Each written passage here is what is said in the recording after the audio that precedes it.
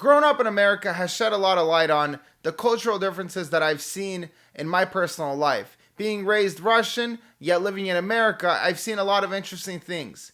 When I was growing up, the bad guys were always the Russian guys. But at home, the American guys were always the bad guys. So today I'm going to talk about the differences between Russians and Americans. Stick around and listen to more.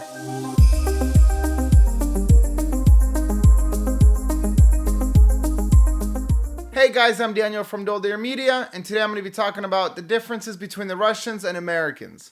Now, quoting Winston Churchill, Russians are a riddle wrapped in a mystery in an enigma. And so they're very complex people to just analyze and explain, but I'm going to do my best to explain the nuances and complexities of both the Russian culture that I've experienced and the American culture. Now, I'm trying something new today. I'm deviating a little bit from respiratory or theology, and I want to talk about my culture and how I see it as being different from the American culture. A lot of people have been requesting to see this lately, so here it is, guys. Before we talk about the differences between the two cultures, I do want to tell you guys a little bit of a history of who the Russian people are. So Russian people are seen today as scary white people, pretty much. And Russian people have a reason to be like that. Their history begins with the Vikings coming and being introduced into their culture. And one of the Viking rulers by the name of Rurik was invited to be the ruler of the Russian people. So the Russian history begins with Viking history. So a lot of Russian culture is actually stemmed from Viking history. And Viking cuisines have saturated into Russian cuisines. So as we get into the video, you'll see some things that come from the Vikings and some things that come from other cultures. During that time, Russia was known as Kievsky Rus, or in English, Kievan Rus.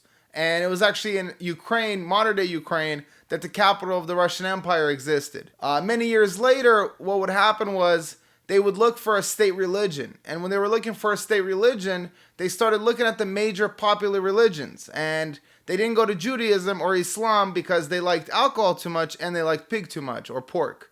And so the next best religion was Christianity. When the rulers of Russia sent out to go look for a religion, they stumbled upon the Hagia Sophia. It was one of the most beautiful churches, they said. And when they got back to the rulers, they said, we have to be in this religion because their church is so beautiful and magnificent that we have to adopt Christianity. And that's when Russians became Christian. Now, fast forward just a few hundred years, and you have Genghis Khan and all the generations after him, the Mongolians, that started invading Russia.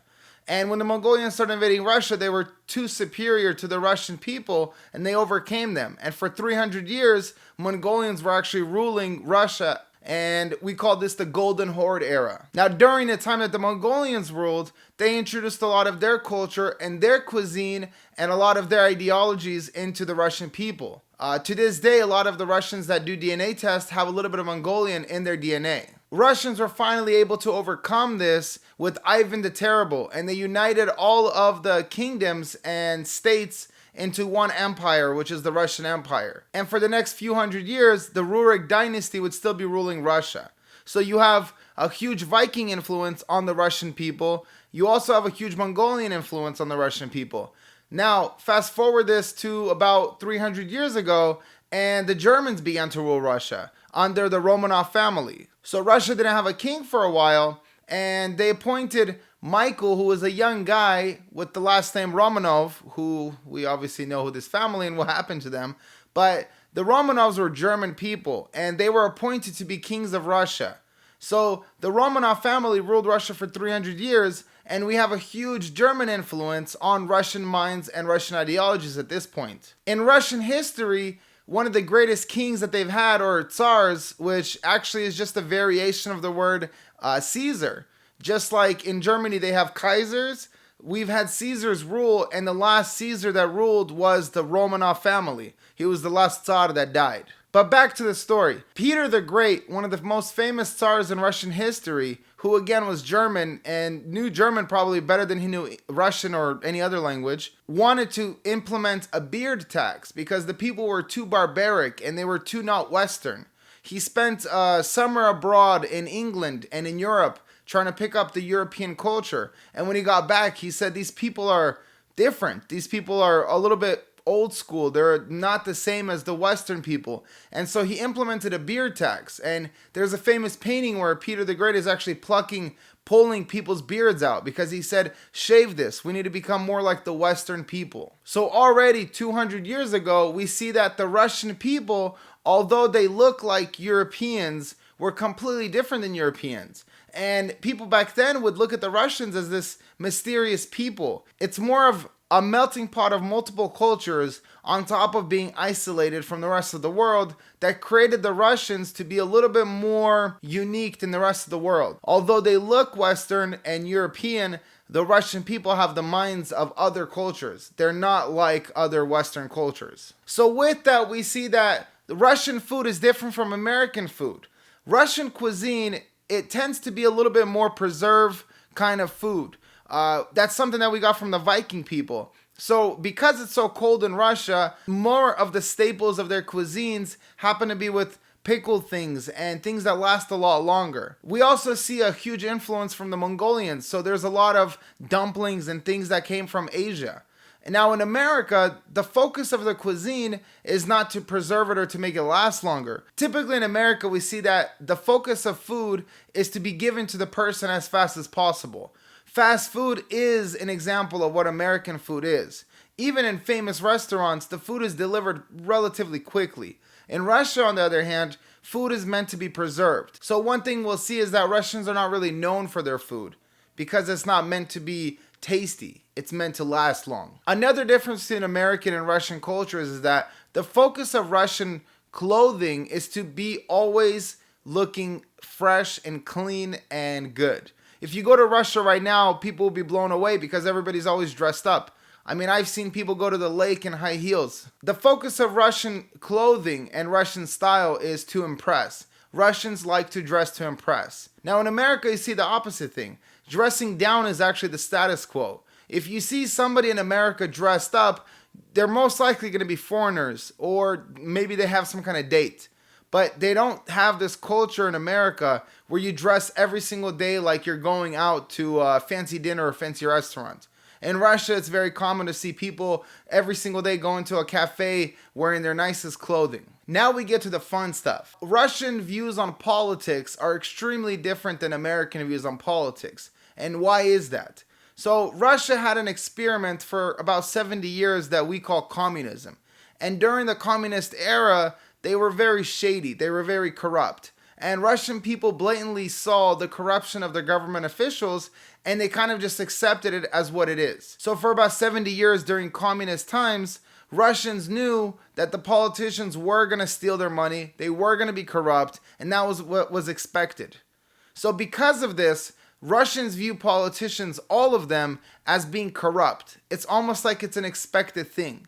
Growing up in America, my parents would always be like, don't believe anything these guys say, they're all lying to you, they just want to take your money. Now seeing in schools, I would experience the opposite thing. Americans have a lot of hope for their politicians. Nowadays, we see a little bit more of the corruption of the politicians due to social media.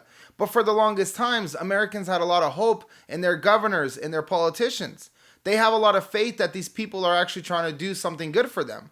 And so the American mindset is the system itself will work out. But the Russians are very anarchists in a sense where they don't believe in the system. So this changes the way we view things. So right now, one of the hot topics is Russians are trying to influence the American elections. In America, influence on the elections is a huge thing. But in Russia, we know that the elections are all rigged. So if Russians really are trying to influence the American elections, which it seems like they are, it's more to show the flaws of the process rather than trying to actually elect a particular president or a particular leader. Another difference that I've seen is ethics and morality. While I was going to school here in the United States, a lot of times I would take a test and I would get a bad grade on it, even though I would get every right answer, especially in math. And I didn't really understand this because growing up, my parents would always tell me, as long as you get the right answer, as long as you do the right thing in the end, the result is there. It doesn't matter how you got there. But in America, the focus is always on how did you get to the result.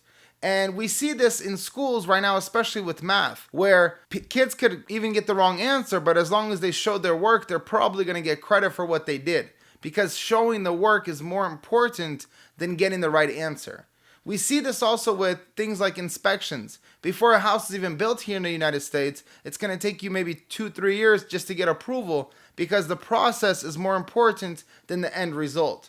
The house might not last 10 years, but the process on building the house, it's going to take about 10 years because everything has to be done the right way.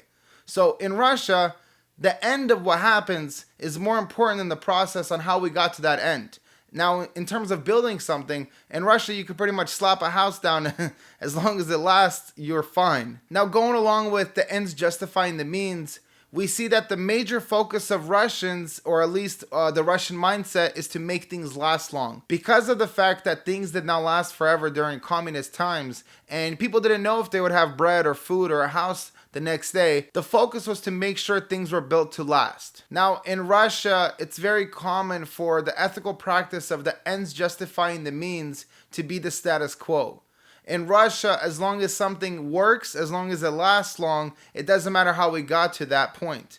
That's why we see some of the best military engineers, or at least weapons, being from Russia. The AK-47 is a gun that goes through anything and lasts pretty much through anything. You could take it in the water with you and it'll still survive because Russian focus is it has to last long. Now, in America, we don't have that same mentality, especially with what's been going on right now. Things are not meant to last forever. Houses are only built to last a certain amount of years. The cars we buy, they only last so long. Even the phones we buy are theoretically supposed to only last a few years before they want us to replace them.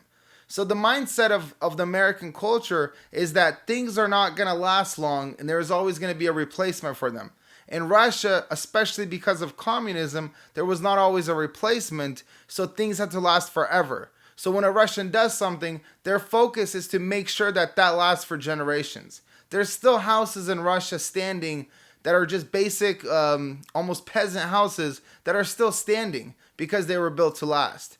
And I've seen houses in neighborhoods that were only built 20 years ago where the houses are falling apart here in the United States. Another big difference between Russians and Americans is that Russians are very pessimistic and Americans are very optimistic. We see this the best in literature and also in movies.